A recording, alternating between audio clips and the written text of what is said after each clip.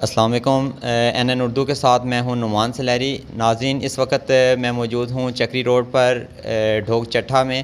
یہاں پر حکومت پنجاب کے جو اسکولوں کے باہر ایک حکومت پنجاب کا سلوگن ہے مار نہیں پیار، اس کے برعکس یہاں پر ڈھوک چٹھا کے ایک اسکول میں بچی کے اوپر فیمیل ٹیچر کی طرف سے شدید ترین تشدد کیا گیا ہے۔ اس وقت ایک معصوم سی طالبہ ہمارے ساتھ موجود ہیں۔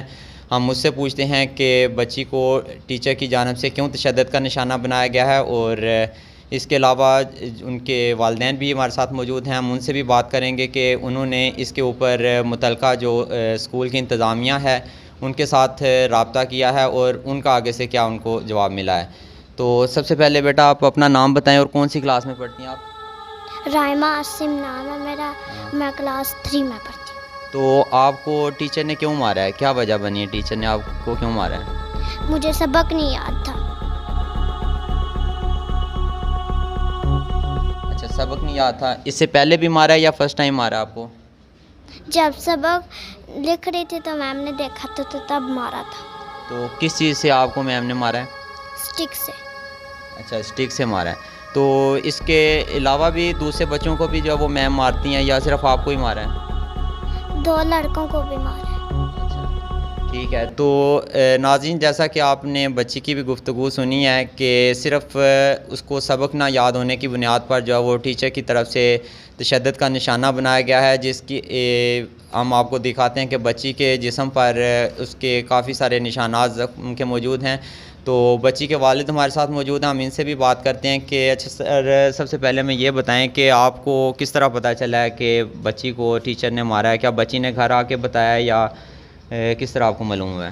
یہ سر کل میں گھر پہ نہیں تھا، یہ اس نے نہیں بتایا آ کے۔ اچھا، یہ شام کو مطلب نہانے کے لیے اس کی ماں نے اس کو دیکھا ہے، اس کے نشان کپڑے اتارے ہیں، تو ٹھیک ہے۔ اس نے نہیں بتایا۔ پھر اس نے یہ بتایا کہ مجھے ٹیچر نے منع کیا تھا، بتانا نہیں گھر۔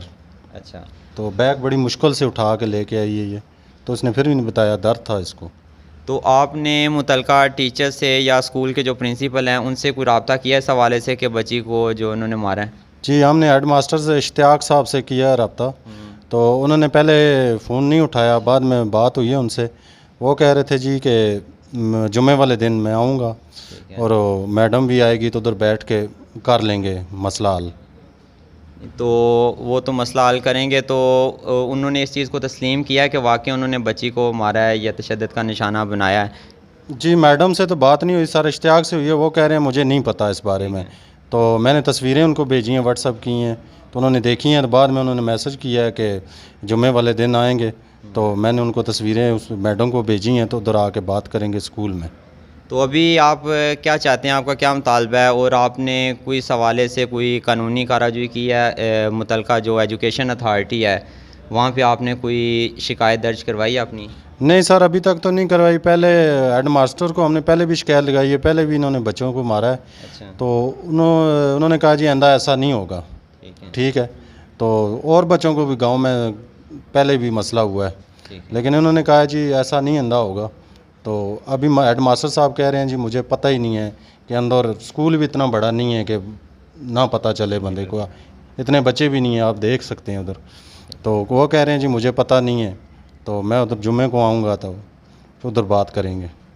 تو نہیں، ابھی آپ کوئی اس طرح کا کوئی ذہن رکھتے ہیں کہ آپ متعلقہ جو ایجوکیشن اتھارٹی ہے وہاں پہ کوئی آپ نے درخواست دی ہے یا درخواست دیں گے آپ، تاکہ اس طرح کے جو ٹیچرز ہیں ان کے خلاف کارروائی ہو؟ جی، میں درخواست دوں گا سر جی۔ ٹھیک ہے۔ تو میں یہی چاہوں گا کہ ان کا یہاں سے یا تو ٹرانسفر کر دیں تو یا ان کو یہاں سے ہٹا دیں، کافی یہ کام خراب ہو رہا ہے۔